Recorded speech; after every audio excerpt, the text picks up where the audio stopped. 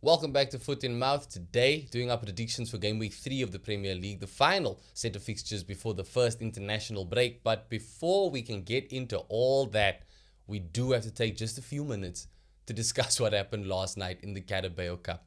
Now, yesterday I did a video on Ruben Amorim where I gave a lot more insight into my opinion on the situation. Please give it a watch if you haven't already, because I think a lot of what happened last night pertains to what I spoke about yesterday. But in yesterday's video, I didn't even think to mention this Carabao Cup fixture because it caught me honestly by surprise. But when you finish 15th in the league, these are the cards you are dealt. And yeah, second round of the Carabao Cup, the first thing I thought was this has to be it. This has to be the pick-me-up win that United need. It's them versus a 4th division English side. And they went on to completely prove me wrong in spectacular fashion. They were 2-0 down by halftime. At 90 minutes, it was 2-2, and then they lost 12-11 on penalties, and one of the craziest penalty shootouts I think we've ever been treated to. As a result, it is the first time in the club's history that they've lost to a 4th division side. It's gonna hurt. I know it's just the Carabao Cup, but it's pretty much the last thing that they needed. And this is very much a new low for Manchester United and all their problems. And Ruben Amorim's post-match interview, serious cause for concern. He seems absolutely defeated, in my opinion. I think he's just completely tapped out. And to be quite blunt, I think it's over. I wondered if he'd make it to Christmas. I don't know if he'll make it past the international break now, if we're being honest. You can let me know in the comments below what you guys think about that. But yeah, I just think some of the quotes from last night's interview, man, where he said the players spoke really loudly. Based on that performance, I think, yeah, we know what they are saying. They are saying that they've thrown in the towel. And he also said that things need to change, but it's not going to be 22 players again. So look, we start with the players speaking loudly. What they said on that pitch was a lot of shit. It was a terrible performance from front to back. Andre Onana got his chance in goal again. Another thing that I was wrong about. I'd been saying that Onana should be in goal. I think he'd do a better job than Bayanda. I was wrong. I think he could have done and should have done a lot better for both of Grimsby's goals. And then in the penalty shootout, I mean, dude got a hand to the ball 5 times and 4 of those penalties went in. I've heard of bad luck before, but at that point, it's something more than bad luck. The performances we saw from their new look front three, bro. Like, I know Brian and Mbeumo, well done. You've beaten the 007 threats. But Benjamin Sesko, bro. Mateus Cunha. I mean, even Diallo on the wing. Everyone had a bad game, but it's just the players that you would expect to show up against 4th division side Grimsby look worse than ever. Their captain came onto the pitch and he absolutely failed in turning things around or getting anything better out of his teammates. I know that they did eventually claw 2 goals back, but I'm not going to give you credit for that at all. This is, again, all due respect to Grimsby, 4th division side, bro. It shouldn't have been this tough for Manchester United just to pull a draw in 90 minutes. The penalty shootout itself was a problem, mainly because of the fact that your £80 million striker, Benjamin Sesko, was 10th in line. If ever there was a sign of no confidence from the player, it's that, bro. How is your main frontman, your main striker, how is he not first on the list to take a penalty? That's how it should have been. This kid's confidence is down in the dumps, bro. Brian Mbeumo went from hero to villain because it was essentially his last kick of the game, his penalty that hit the crossbar and sent Man United out. And yeah, the scenes that followed were beautiful for Grimsby fans. You know, there was a pitch invasion. They acted like they won the competition altogether, but it was that big a moment for them. It just was so embarrassing, man. If we're gonna be real about it, it was embarrassing. The other side of what Amorim pointed out, where he said that change is needed and it's not going to be the players again, I think the again is so crucial there because he himself is aware that this team have cost a lot of managers' jobs since Sir Alex Ferguson came and went. And I'm not saying that it hasn't always been on the manager. I think sometimes some managers have just not at all been the right fit. But I think it's a growing trend that everybody picks up on, that the Manchester United team gets to a point where they very, very obviously have no interest in playing for a specific coach anymore. And we've been at that point, but last night, way more than ever. Because again, Man United, they created so many chances for themselves on the pitch, bro. And just inexcusable that they didn't put nearly enough of them away. This should have been a comfortable win for Man United. I think Amorim is done. I think he's absolutely tapped out. He was alluding to one more game before there's a break, and then decisions can be made and conversations can be had. In my opinion, I think he should just walk, bro. Just resign. I think you've done all you can at this club. It hasn't worked out. We have to admit that. But there's no shame in walking away from this project, bro. These players clearly have no interest in performing at the top level. I think he gave it a fair shot. He still was very adamant that the system is not the issue here. He painted a picture of how no matter what the system is, the players are failing to perform. And again, you look at the numbers like last night. It's not the only game that Manchester United have had this many opportunities and dominated possessions and all the right metrics in their favor, and they haven't delivered a result. It's not the first time. So at this point, I'm like, bro, your tactics are getting them in good positions. I've said this before, but these players are so switched off to what you are trying to do at the club. And yeah, at this point, I think just walk away, bro. Just walk away. I know a lot of people are expecting him to get sacked, but I think, bro, you've sacrificed enough, Ruben Amorim. You have sacrificed enough of yourself, of your career, of your time. Just walk away, bro. It is uncharted territory of embarrassment for Manchester United, and I don't think it's savable. I don't think you can salvage anything from this project, and it honestly would be best for everybody, the club, the manager, the players, even the fans, if Amorim just walks. But yeah, let me know what you guys think on that. And again, go and watch yesterday's video on. I go a lot more in detail on why I think that Amorim isn't the guy. But yeah, last night, just wow, bro. I was genuinely speechless. I was getting messages from Manchester United fans who were fuming, and I can't blame them. But at the end of the day, we must remember that it has been raining. Enough about Manchester United for now, at least, because we do have predictions to do. We got to start with the big one. The one that everybody is going to be tuning into, and that is Liverpool at home to Arsenal. These are the two title favorites for this season, I think, in a lot of people's books. Manchester City is obviously there or thereabouts. And this fixture is going to be another one that's kind of been, marred by injuries, because there's going to be no Bukayo Saka for this one. And Martin Odegaard is a major doubt. So we could see a very early Eberechi Eze debut. It's going to be a trial by fire. I mean, Liverpool away is tough for anybody on their best day. And to be fair, Arsenal haven't lost to any of the big clubs, including Liverpool, for the past 3 or 4 seasons. It's not just Arsenal that have injuries. Liverpool obviously are without fullbacks. Seems like it. Their right side is completely gone. They've got no Frimpong. They got no Conor Bradley. So I suppose it kind of balances out to an extent. But Liverpool do still have that very lethal attack, which is going to be a problem for Arsenal's defense. Luckily, Arsenal so far, 2 games, 2 clean sheets. I think they'll be up to the task. I can't lie. I do like what I've seen from this Liverpool attack, but I think our defense will be up to the task. Liverpool, for all of their strengths going forward, they still look vulnerable at the back. They still look vulnerable, and that alone leads me to believe that Arsenal do have a genuine chance going into this fixture. I think Arsenal have a solid squad everywhere on the pitch. It is unfortunate that Bukayo Saka is not going to be there, but I like Noni Madueke. I think that he looked good when he deputized there against Leeds. I like Eberechi Eze a lot. So even if Odegaard isn't there, like I said, it's going to be a trial by fire. It's a tough debut to make for a new club. But I think that he's experienced enough and he's talented enough to fill that gap quite easily. And I kind of want to see it. I can't lie, as opposed to the other options that we have. I wouldn't be surprised if Arteta does go a little bit more conservative in this fixture. You could see a midfield that has Mikel Merino in the mix with Declan Rice and Zubimendi.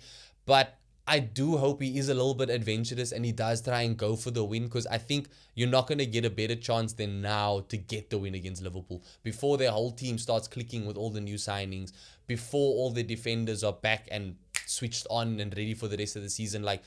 I think this is a good opportunity. It really is. And I'm going to predict an Arsenal win here right off the bat. I gave it a lot of thought. I went through the usual motions of, it's Liverpool, and it's at Anfield. But bro, the way Arsenal look right now, and I think where they are at mentality-wise especially, I think is so strong. It's such a good place. I am backing them to win this game. It's going to be a rare Anfield win for Arsenal, but I see it happening. And I see it's going to be a good game, and it's going to be tight. But my prediction here is that Arsenal are going to come out of this 2-1 winners at Anfield. I think Victor Gyökeres versus Virgil van Dijk is going to be a very interesting battle to watch. It's 2 big boys. And we saw that De Ligt obviously managed to have Gyökeres in check for that game at Old Trafford. But now that he's gotten goals under his belt for Arsenal, I think he's got a newfound sense of confidence. I think he's gonna have new drive, bro, to get more goals, especially against these big clubs, because clearly he pays attention to what people are saying online. We saw his response to people talking about all of his hair flicks with his goal celebration at Leeds. And I think a lot of people have been talking quite a bit about how he struggled against the Ligt, so therefore he's going to struggle against Van Dijk. I hope that he's able to prove them all wrong, not just because I'm an Arsenal fan, but because I think that it'd be good for the game. Virgil van Dijk is this ever-present defensive wall in the game. He's probably the best centre-back the Premier League has ever seen. But as the great Erik ten Hag once said, all errors must come to an end. And I would love to just see some big bully of a striker show and prove on the stage at Anfield, bro. And I honestly think he can do it. I don't think Van Dijk has looked... Again, perfect time for us to play them, because I don't think Van Dijk looks 100% there just yet. I don't think so. So it's a really good opportunity for Gyökeres to silence some people, add another goal to his Arsenal tally. And yeah, obviously Liverpool have their threats, bro. Mo Salah is Mo Salah. Ekitike is Ekitike. Cody Gakpo has been on fire this season so far. So it's going to be tough, but I like our fullbacks. Yuri Timber deals with the best of wingers. Calafiori looks much better going forward than defending, but I think we make up for that with Gabriel and Saliba. So David Raya in goal. I think between the goalkeepers right now, David Raya is on the exact same level as Alisson at the very least. But I think he's maybe just a little bit better right now. I could just be being optimistic. But yeah, I think there's a lot of things that work in Arsenal's favor here. And because of that, I can't not predict a win for my team. I think we are going to go into the international break with our 100% record intact. And so far, we are one of, I think, 3 clubs that have a 100% record, Liverpool being one of the others. And yeah, either way, that's going to change this weekend. One of these clubs is going to lose that 100% record. And I don't think it's going to be Arsenal.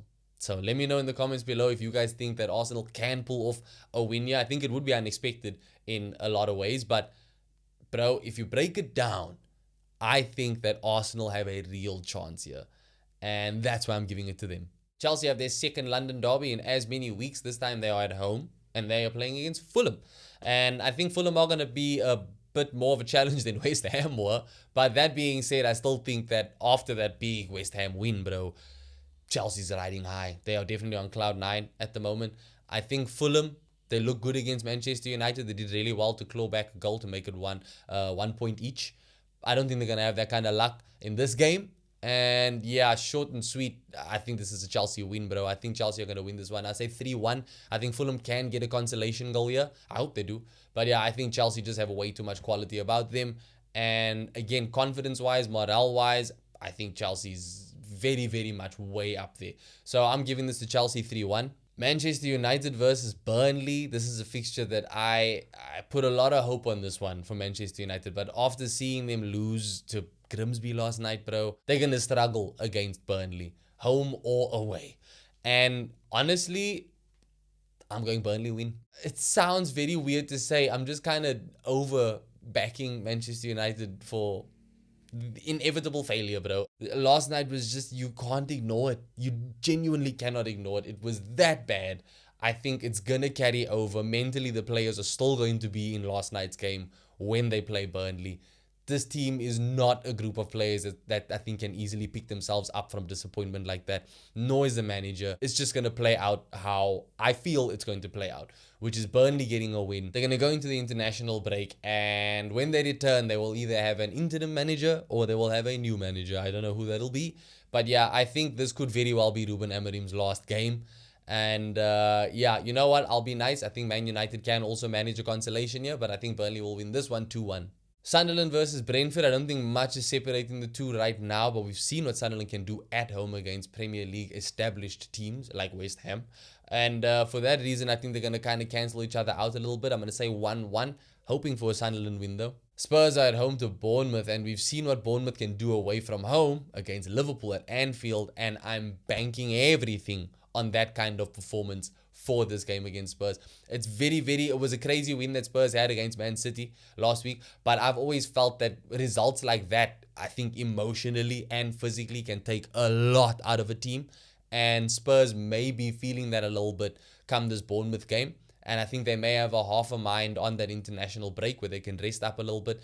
But yeah, I'm banking on Bournemouth to get a result here, man. I'm not saying that they're going to win because I think Thomas Frank does have Spurs playing really well at the moment. But I am going to say Bournemouth can at least get a point. So I'm going to predict a 2-2 draw here. I'm hoping for another Semenyo masterclass. It can happen, bro. He's done it against better sides than Spurs. Wolves at home to Everton. Everton, I like what I'm seeing lately. Wolves, I do not like a thing. And for that reason, I can keep it short and sweet here and say Everton are going to win this one 2-1. And I think Jack Grealish probably has another really good performance in the bag. There's good things going on at Everton. David Moyes knows what he's doing that side. And I think he'll guide them to a win here. Brighton are at home to Manchester City. Bad news for Brighton because Man City do normally come back with a vengeance after they get a defeat. And again, I don't think we should dwell too much on their loss to Spurs. Spurs are their bogey club. Okay, this is nothing new. So I'm not holding that against them in any way, shape, or form. I think Brighton are a decent side. Obviously, everyone knows this. They are Premier League mainstays at this point. But yeah, I'm leaning more towards Man City just because of that comeback effect. They do normally bounce back quite well. And I think for that reason, they are going to get a win here. I think they're going to win this one 3-1. Nottingham Forest are another side that I'm predicting a 3-1 victory for because they are playing against West Ham at home this weekend. And yeah, West Ham, much like Manchester United, things are going from bad to worse. I don't think it's going to stop here. I don't think that they are going to get rid of it. I don't think Graham Potter is under as much pressure as Ruben Amorim because I think that West Ham, he does still have time to turn things around and they're not pushing for a top half finish. They are pushing for Premier League safety at this point. I think Graham Potter still has the chance to pull that off.